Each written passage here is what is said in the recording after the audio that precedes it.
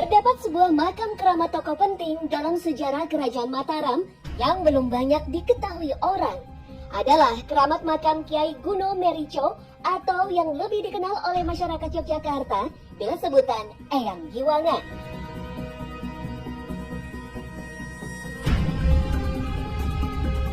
Lokasi makam ini terbilang tak lazim. Alih-alih berada di kawasan hutan angker atau perbukitan sepi, makam keramat ini justru berada di tengah kawasan terminal bus terbesar di daerah istimewa Yogyakarta. Meskipun telah dibangun terminal yang megah dan modern, namun konon tak ada yang pernah berani untuk membongkar, apalagi sampai memindahkan makam sang kiai. Masyarakat Yogyakarta meyakini jika makam ini tak hanya suci dan keramat saja, namun juga memiliki aura magis yang begitu kuat. Kenapa beliau disebut dengan Eyang Guno Merico? Karena beliau itu dulu orangnya kecil tapi pemberani, makanya lah dia disebut dengan Eyang Guno Merico. Saya dulu dengar dari ibu saya. Bahkan ada seorang warga yang mengaku pernah menyaksikan secara langsung sebuah kejadian di luar nalar ketika proses pembangunan terminal ini. Pekerja proyek sempat dibuat kewalahan karena tak berhasil menggali tanah di sekitar area makam meskipun sudah menggunakan alat berat. Belum jadi terminal, masih di sawah-sawah. Tadi belum, terus dibikin apa itu? Bikin bata-bata itu. Nah, bata itu tadi dikedui ada apa itu? Lumpangnya itu. Lumpangnya itu digaruk bego pas bikin terminalnya. Oh, bego ini giginya sempal. Cuma kecil. Sekarang juga dibawa ke keraton. Bahkan keberadaan sebuah pohon asam tua konon juga tak mampu untuk ditumbangkan. Pohon-pohon asam itu gede, terus pohon randuala itu besar lupa gitu.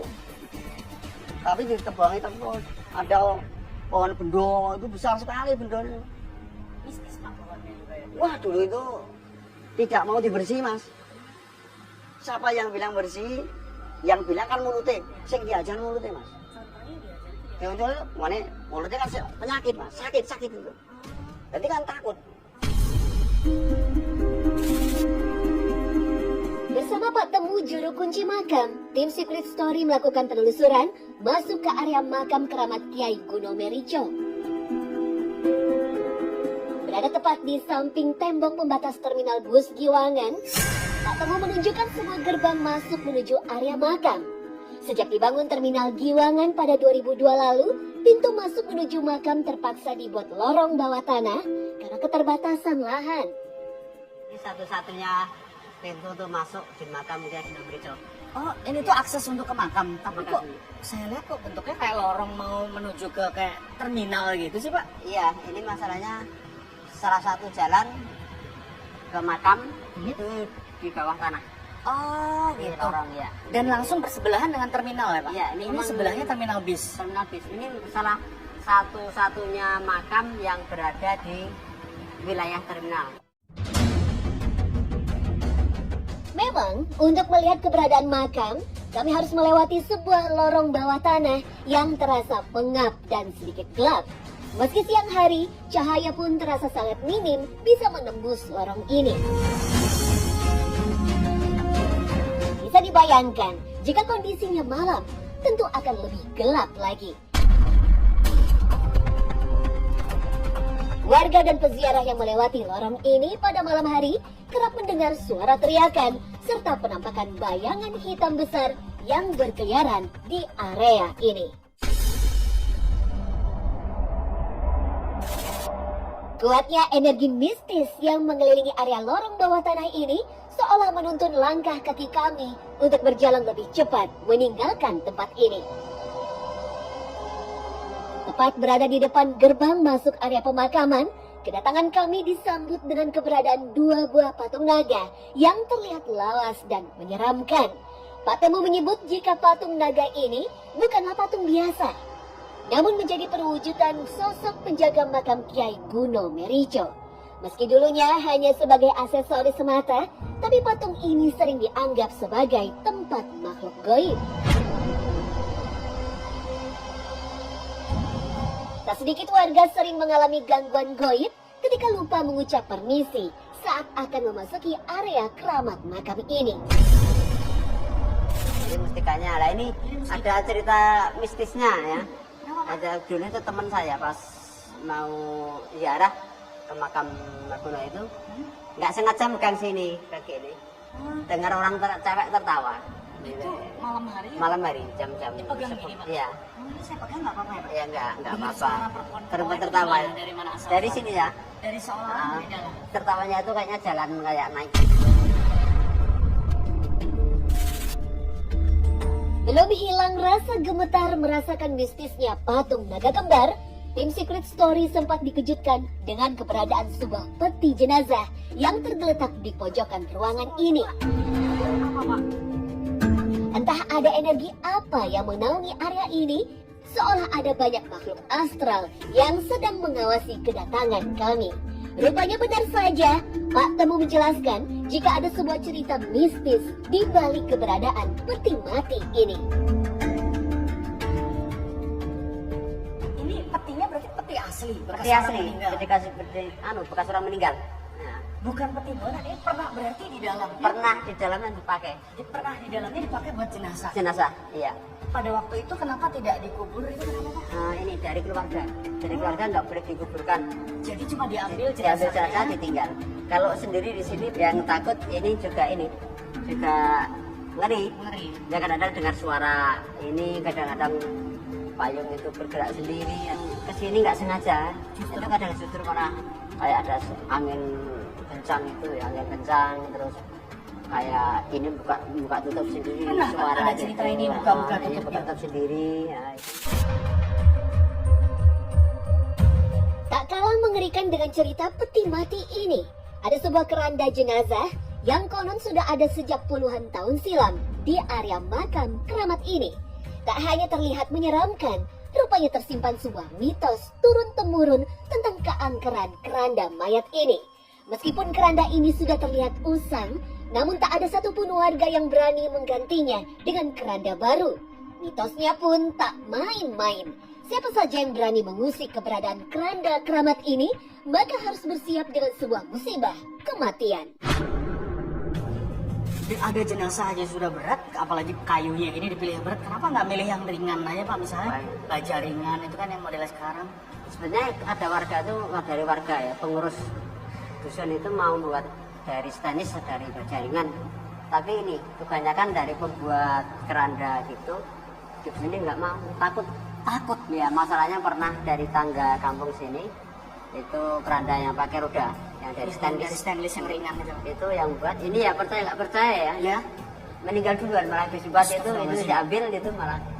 Makanya yang punya ide, punya gagasan membuat keranda ini habis ini jadi yang punya ide yang gagasan meninggal.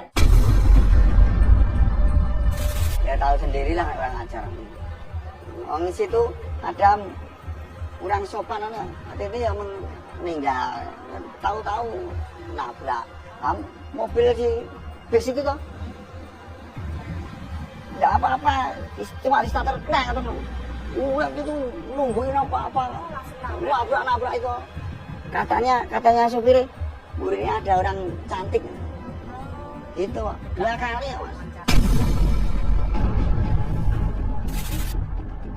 Memasuki area makam keramat Kiai Guno Merico, rupanya tak hanya ada satu makam saja di sini, namun juga berbaur dengan pemakaman umum warga yang tinggal di sekitar pemakaman ini.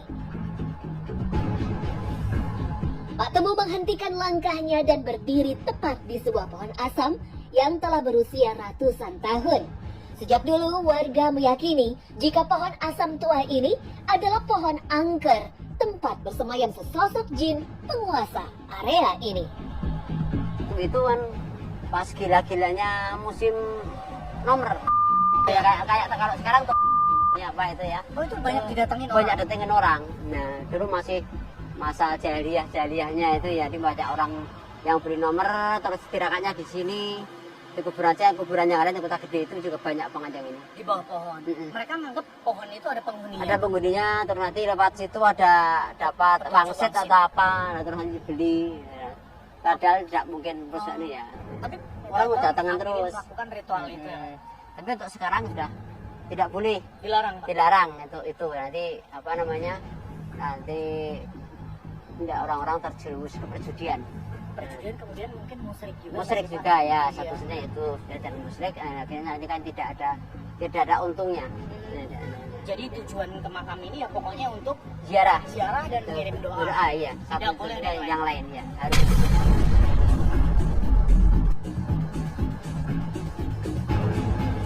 Tak jauh dari pohon asam tua, Pak Temu menunjukkan sebuah bukti nyata jika posisi makam keramat ini benar-benar menyatu dengan kawasan terminal bus Giwangan. Sebuah pintu kecil menjadi perbatasan antara area makam dengan terminal. Itu ya? Itu. Oh Nah, iya ini. betul, bisa lewat besar ya. Ya ini satu-satu buktinya. Iya, Nah, betul ya. oke. Dan juga itu nanti ada pintu. Kalau pintu akses bantu. bisa. Pintu masuk iya bisa dilihat. Pintu itu maksudnya ini dari area makam langsung ke sananya Langsung ke terminal, bukan terminal. Ini, Pak, Ini pintu salah ini. satu ini pintu akses bantu masuk terminal dan juga ini untuk apa? Ada misalkan orang warga mau pasang batu nisan, Bisa masuknya dari sini. Pembangunannya memang tidak ada rencana digusur atau di apa, kenapa disisakan makam di bagian tengah sedangkan di kelilingnya itu terminal Giwangan. Ya ada sebenarnya pernah diwacanakan untuk digusur, pindah di wilayah Bantul, akan tetapi Ada punya beberapa satu makam itu makam leluhur ya. makam leluhur Cikal tidak bakal, itu tidak nggak boleh dipindah. dipindahkan. Yang kedua nanti faktor ekonomi, kasihan warga yang menengah ke bawah. Oh. Biasanya kalau makam itu nggak buang ke makam lain itu bayarnya mahal. Mahal. Ya. Tepat di bagian paling ujung dari area pemakaman ini, terdapat sebuah bangunan kecil menyerupai rumah. Pak Temu mengizinkan tim Secret Story untuk masuk ke dalamnya. Dan inilah makam keramat Kiai Gunung Merico yang konon sudah ada sejak 400 tahun lalu, tepatnya pada masa Panembahan Senopati Mataram. Nah, sebenarnya Kiai Gunung Merico sendiri itu beliau itu siapa sih, Pak? Ya, Kiai Gunung Merico itu sebetulnya menurut ceritanya orang-orang tua ya, ini beliau itu salah satu spiritualisnya Raja Mataram Islam pertama di Jogja ini, Panembahan Senopati, dan juga termasuk konon kabarnya termasuk penggawa perang atau panglima perangnya. Panembahan Iya, Senopati. iya, Panembahan Senopati. Warga juga meyakini jika kiprah sang kiai besar ini tak hanya dikenal sebagai banteng Mataram saja, namun juga sosok besar sang wali Allah yang telah berjasa menyebarkan agama Islam di Yogyakarta. Untuk menghormati jasa-jasanya, nama besar Gunung Merico akhirnya dijadikan cikal bakal nama tempat ini, yaitu Kampung Merican Giwangan.